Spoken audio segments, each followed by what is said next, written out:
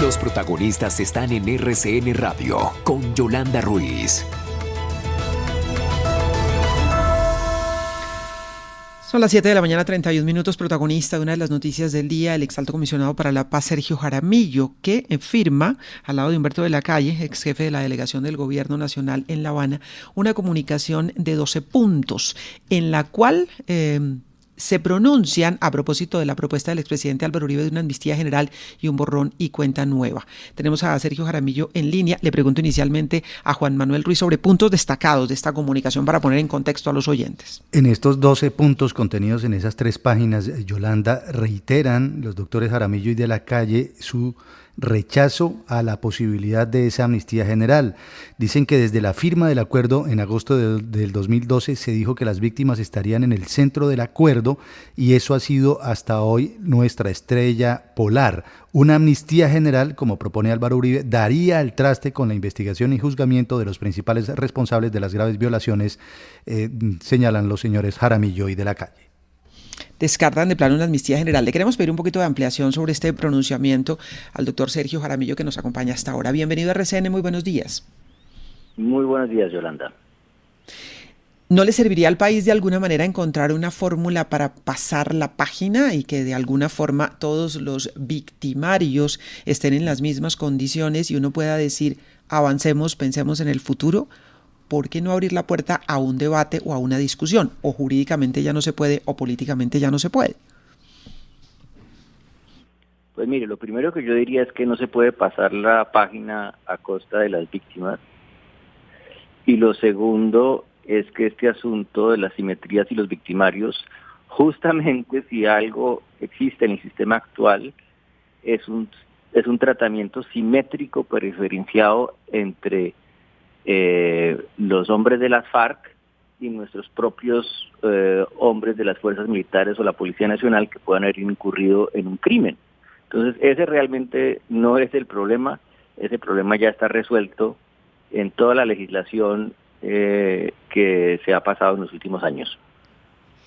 Doctor Sergio, entiendo además por una columna de Jessit Reyes estos días en El Espectador que en una amnistía no es posible para los militares, porque las amnistías cubren delitos políticos y los militares no incurren en delitos políticos, sino en otro tipo de delitos en caso de incurrirlos, y que eso no los cubriría, que contrario a lo que está sucediendo ahora, precisamente por lo que usted señala de esa posibilidad de ser juzgados en forma diferenciada y simétrica, pues tienen ventajas de renunciar, digamos, de que se les levante la sanción penal mientras son juzgados y se toman determinaciones, y en el caso de las amnistías no serían amnistiables. Y además todas las amnistías generales en América Latina se han caído tarde o temprano, ya no son posibles y entraría a jugar la Corte Penal Internacional. Así es, María Elvira, por eso cuando yo oí esta frase del presidente Uribe, que un borrón y cuenta nueva, uno dice, oiga, ¿en serio? Eso es una discusión completamente prehistórica. Eso es un estado absolutamente superado, no solo en Colombia, sino en el resto del mundo, y desde hace ya bastante tiempo, porque incluso en épocas lejanas ya actos de barbarie, las cortes decían que no se podían amnistiar, y se va consolidando tanto interna como internacionalmente una doctrina y una jurisprudencia, especialmente a finales de los 90 y con la entrada del Estatuto de Roma, donde ya queda absolutamente claro que una amnistía y sobre todo lo que se llama una autoamnistía es ilegal.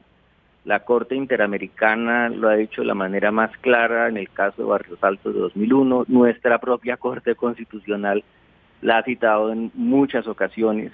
Por ejemplo, en la sentencia del 370 del 2007 sobre la Ley de Justicia y Paz, nuestra propia Corte dice que las autoamnistías no son posibles porque obstruyen el acceso a la justicia de las víctimas e impiden que se identifiquen y se aclaren las responsabilidades. O sea que lo que se le estaría haciendo aquí es un daño tremendo a nuestros propios hombres de la fuerza pública que están en este momento incursos en el proceso de transicional en la JEP, porque perderían toda su seguridad jurídica, o sea, quedarían completamente desprotegidos. En este momento, en este momento, con la estructura que se deriva en su origen del marco jurídico para la paz. Eso es un asunto un poco técnico, no quiero confundir a la audiencia, pero ese marco jurídico permite justamente que haya un equivalente de una amnistía para los delitos menores para las fuerzas militares en la medida en que se permite la suspensión de la acción penal en casos de menor responsabilidad. Entonces esos problemas están todos resueltos. Entonces yo digo, a cuenta de que es que a estas alturas del partido, bien entrado el siglo XXI, vamos a volver a las ideas de amnistía general y borrón y cuenta nueva. Eso lo único que hacen es un daño tremendo, no solo al proceso de paz, sino yo creo que a la reputación internacional de Colombia. Hablamos con Sergio Jaramillo, alto comisionado para la paz, a propósito del pronunciamiento que han hecho con Humberto de la Calle sobre una propuesta de amnistía general que ha planteado, puesto sobre la mesa el expresidente Álvaro Uribe. A lo largo de todo este pronunciamiento de los 12 puntos mencionan ustedes, y lo acaba de hacer también, el marco jurídico para la paz. El marco jurídico para la paz en Colombia, porque además hay legislación internacional, son los argumentos que ustedes están dando para decir no es momento de una amnistía general. Ese marco jurídico para la paz, si se llegara a decidir, y si alguien dice, metámonos en el debate, ¿habría que cambiarlo? ¿Habría que tumbar ese marco jurídico? Para nada. Además, comencemos porque, digamos, en Colombia ya hay una legislación extraordinariamente rica en la materia, yo supongo que la más rica del mundo, que tiene varias capas, digámoslo así.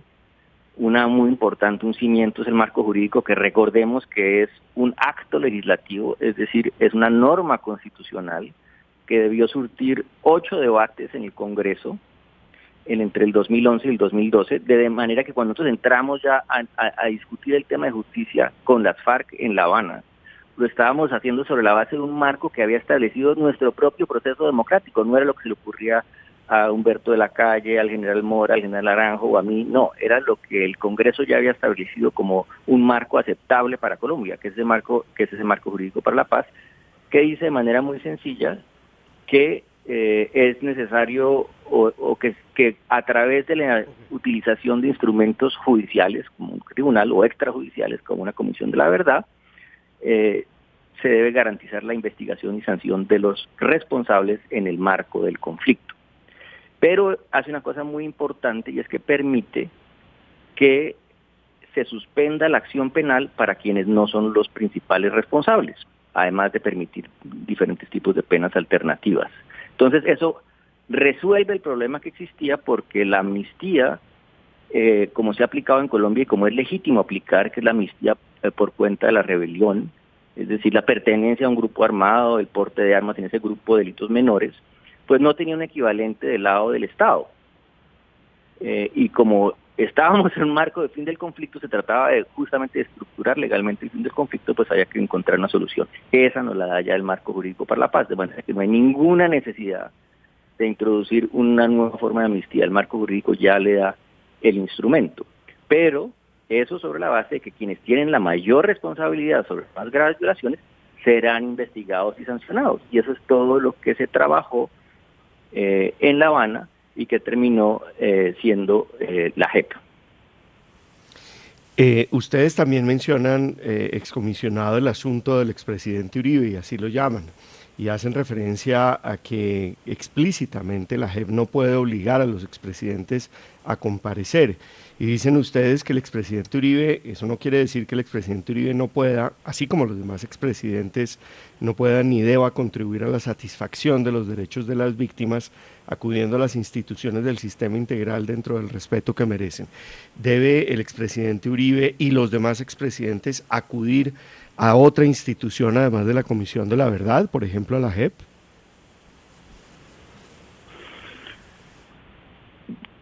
Digamos, la JEP puede oír a quien quiera oír para tener contexto de sus investigaciones.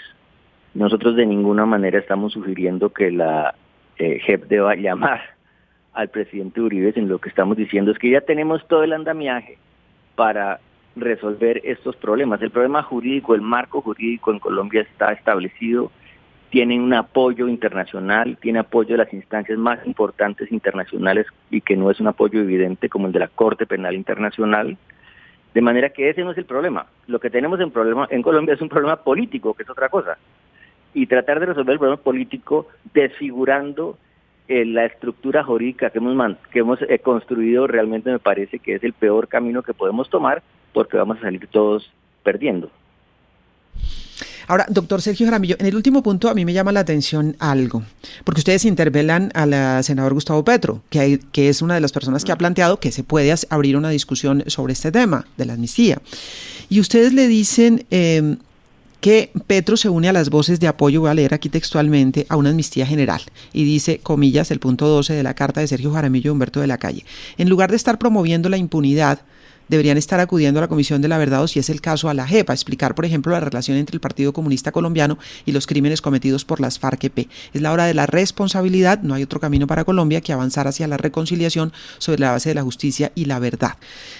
Hablan ustedes de que esto debería ser la izquierda y le piden a Petro, pero a mí no me queda claro si Petro tendría algo que aportar en esas relaciones entre el Partido Comunista y las FARC específicamente, o es la izquierda en general. ¿Cómo no, es el asunto? Digamos que Petro fue parte del M-19, Petro debería tener muchas cosas que contar sobre qué fue lo que hizo el M-19, por qué fue que decidieron montar cárceles del pueblo, en fin. Obviamente que el tema de las FARC no es de Petro. Lo que estamos ahí tratando de decir es que, y en esto me parece que tienen razón quienes alzan su voz desde el Centro Democrático, y es que la discusión no puede estar solamente centrada en el tema del paramilitarismo y la derecha y etcétera, sino hay que mirar para todos lados. Y ha habido muy poca discusión sobre cómo fue esa relación entre el Partido Comunista y las FARC, y los crímenes que cometieron las FARC. Es decir, que hace falta todavía ese componente y esa relación que se da entre algunos sectores políticos también con los crímenes cometidos por las FARC, y de eso no se ha hablado todavía. Exacto. No lo han abordado en la JEP, en la Comisión de la Verdad se ha abordado. Pues yo no estoy al tanto, pues es posible que sí en su informe que están preparando, pero me parece que en la discusión pública no suficientemente. O sea, me parece que las FARC mismas sí están haciendo un trabajo importante de reconocimiento y verdad. Las FARC, por ejemplo, han establecido su propia unidad para buscar desaparecidos, trabajando con víctimas, yendo a las regiones, además de todo lo que les exige la JEP. Pero todos los que estuvieron en la política alrededor de las FARC y esa relación histórica entre el Partido Comunista y las FARC, y esos civiles qué papel jugaron y eso cómo fue, eso no se discute. Me parece que para tener un enfoque balanceado hay que poner eso también sobre la mesa. Muy bien, pues aquí queda otro aporte en este debate que se ha abierto. Lo que dicen Sergio Jaramillo y Humberto de la Calle es que no hay lugar en este momento a hablar de una amnistía general, y que esto dejaría incluso sin piso jurídico a quienes en este momento están en sus procesos en la Jurisdicción Especial para la Paz, a quienes están allí y que tienen una dosis de protección. Pues bien, el debate, sin embargo, sigue planteado. Recordemos que en el Congreso también se ha abierto este debate. Muchísimas gracias, doctor Sergio Jaramillo, por acompañarnos esta mañana. No, muchas gracias a ustedes, mucha suerte. Sergio Jaramillo, excomisionado de paz. Y se referían ellos, en el último punto decíamos, a Gustavo Petro. A Gustavo Petro, y en general interpelaban a la izquierda, porque le estaban diciendo a la izquierda que entren a explicar cuáles fueron las relaciones del Partido Comunista con las FARC y que más bien ayuden a aportar verdad, en vez de estar hablando de amnistías generales. Consideran ellos que la amnistía general puede quitar el foco de las víctimas, que es el centro de todo lo que se ha hecho, y empezar a proteger a los victimarios, que ya hay un marco jurídico para la paz que se estableció años, incluso antes de la negociación en La Habana, y que esto es lo que permite hoy avanzar en esos procesos y en igualdad de condiciones a todos los victimarios.